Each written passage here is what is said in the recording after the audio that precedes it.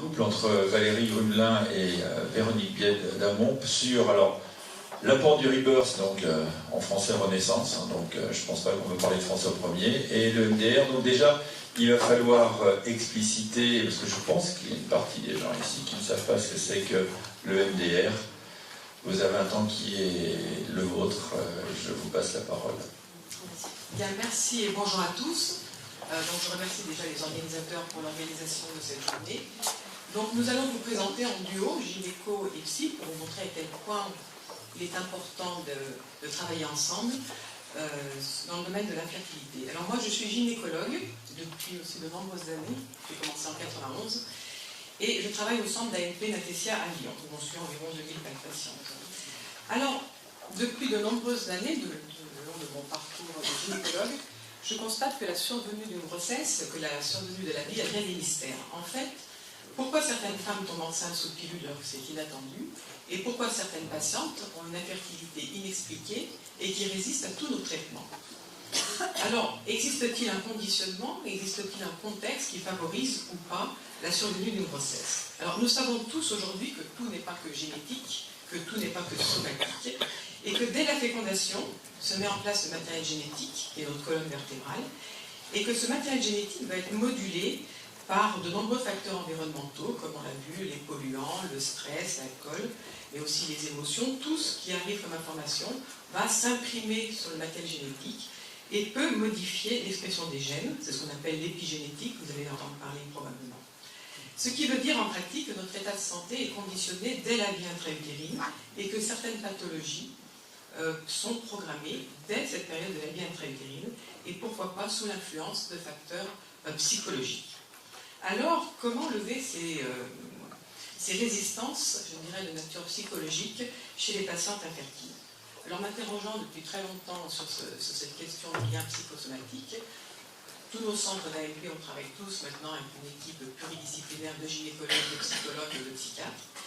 Et donc, m'intéressant là-dessus, j'ai vu beaucoup de choses, et en particulier donc, un livre qu'a écrit Valérie Grumelin, Mon corps me dit, qui explique bien comment le corps exprime ce que notre psychisme contient. Alors j'ai invité Valérie à Lyon pour venir présenter sa technique, puisque aujourd'hui, même si Madame Desjardins nous a dit qu'elle n'avait que des mauvaises nouvelles, on va peut-être aujourd'hui vous apporter une réponse, une voie possible pour essayer de déconditionner ces patientes. Alors Valérie est venue à Lyon nous présenter sa technique, donc pour lever ces blocages conscients et inconscients, afin de rendre les patientes, je dirais, plus aptes à recevoir une grossesse, un petit peu libérées de leur résistance. Alors nous avons décidé de travailler ensemble en binôme, gynéco-psy. Ça fait à peu près 1 an, où nous voyons pendant 2 jours des couples, et nous avons, une fois par mois, et nous avons sélectionné 2 profils de patientes où les facteurs psychologiques semblent particulièrement importants, où on pense qu'il y a un conditionnement psychique qui pourrait être amélioré. Ce sont le cas des infertilités dites inexpliquées, ou de toutes ces infertilités qui résistent de façon inexplicable à nos traitements. Ça, c'est le premier groupe. Et le deuxième groupe, c'est les insuffisances ovariennes périphériques, enfin, ce qu'on appelle les insuffisances ovariennes précoces, qui sont en nette augmentation sans qu'on ait vraiment d'explication, si ce n'est peut-être la piste environnementale, effectivement.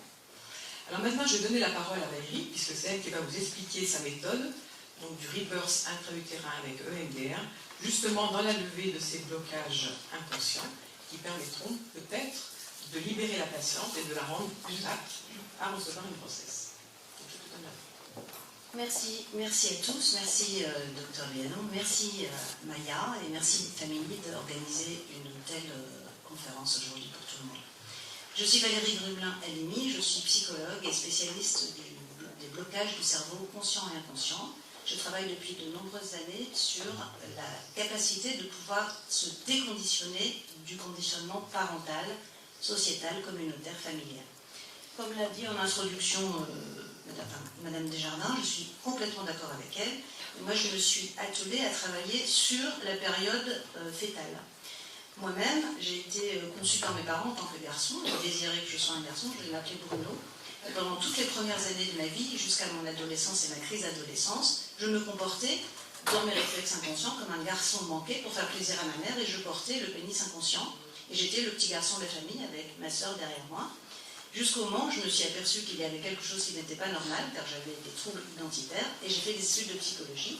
Je suis partie en Israël à l'Université de Jérusalem où j'ai travaillé avec l'EMDR, Eyes Motorization Deprocessing Reprocessing, qui était la méthode inspirée par Francine Shapiro, pour travailler avec un appareil audioscan et retravailler sur les blocages dans le cerveau reptilien, celui qui est responsable des réflexes incontrôlés. Alors ma méthode est décrite dans mon site, parce que là vous avez vu on a que 7 minutes, donc valeriegrumelin.com, vous pouvez voir, tout est bien expliqué. Mais ce qui est important, c'est que Servan Schreiber l'a ramené en France avec un livre qui s'appelle Des yeux pour guérir. Et moi, j'ai poussé la méthode à le faire à moi-même, parce que je voulais absolument avoir des enfants, et aujourd'hui je suis mariée, j'ai 3 enfants. Et je me suis donc fait une régression avec le MDR, donc avec l'audioscan, me permettant de retourner donc dans le fœtus de ma mère et de me reprogrammer au 4e mois en me disant que je suis une fille, je suis bel et bien une fille, et que je ne veux plus porter le pénis inconscient de ma mère. Je me suis déconditionnée et aujourd'hui je travaille avec énormément de patients dans mon cabinet et j'ai eu la chance donc, de rencontrer donc, l'association Maya où je fais l'accompagnement psychologique des couples en désir de fertilité. Il y a 4 contextes qui fonctionnent extrêmement bien et qui fonctionnent très très bien aujourd'hui. C'est 1, les enfants qui n'ont pas été désirés. Donc ceux-là ne s'autorisent pas à donner la vie parce qu'ils n'ont pas été désirés une première fois. Donc je débloque lors du rebirth intra-utérin leur capacité à reproduire. Le deuxième contexte, ce sont les enfants qui ont été désirés comme le sexe opposé, c'est-à-dire comme moi, fille, garçon manqué ou garçon qui n'ose pas exprimer son masculin. Donc pour faire plaisir à sa mère, être un garçon doux, agréable, etc., qui ne peut pas exprimer son masculin comme il en a envie. Le 3e contexte, ce sont les enfants qui sont nés après des frères et sœurs morts, et donc qui sont des enfants réparateurs de la mère et qui ne s'autorisent pas à faire autre chose que de réparer la souffrance de la mère. Et le 4e contexte, ce sont les enfants qui ont été violés, attouchés, violentés, etc., dans des contextes de traumatisme, et qui ne se sentent pas suffisamment aimables pour aimer et pour donner la vie.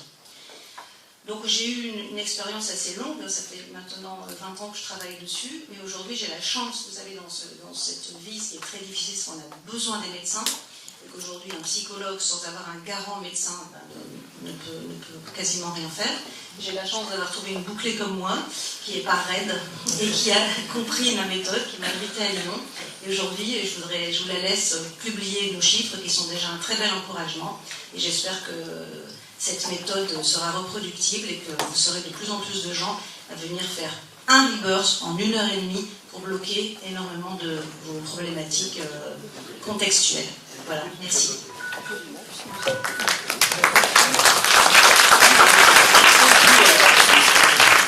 Oui, Valérie, je pense qu'en fait, c'est pas bloqué que tu voulais dire, mais débloqué. Je pense que vous allez tous corriger tout seul.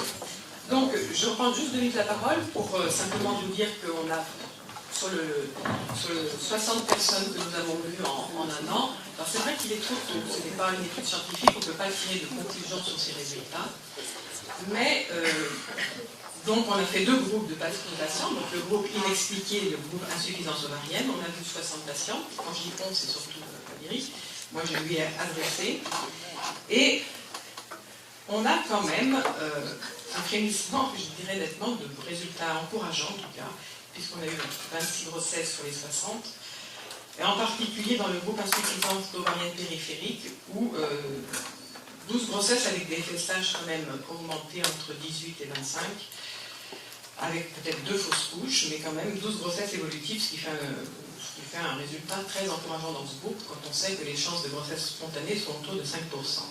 Alors, là, on ne peut rien conclure au jour d'aujourd'hui, et il faudrait, pour pouvoir évaluer cette méthode, qui en fait va aller agir au déconditionnement dès la vie intra-utérine, créer une étude, je dirais, multicentrique, afin d'avoir un nombre de cas suffisant pour pouvoir répertorier cette méthode. Alors, déjà, ce que je peux dire au jour d'aujourd'hui, c'est que le vécu est excellent de la part des patientes, qui se trouvent en fait dans un état de confiance et peut-être plus réceptive et plus réceptive à nos traitements. Alors il est évident que dans nos centres, on travaille toujours de façon multicentrique avec une équipe de psychologues et que cette méthode, pour moi, mériterait d'être explorée plus à fond, car elle est un petit peu en lien avec l'épigénétique, c'est-à-dire ce déconditionnement qui interviendrait dès la vie intra-utérine. Et voilà, donc, s'il y a des médecins dans l'équipe, dans l'Assemblée qui sont prêts à participer avec nous, ils sont les bienvenus. Merci. Merci.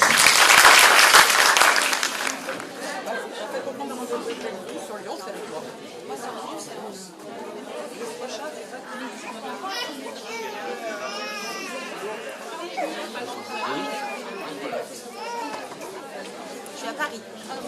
Je suis à Paris. Mais je me déplace partout. D'accord. Parce que moi aussi,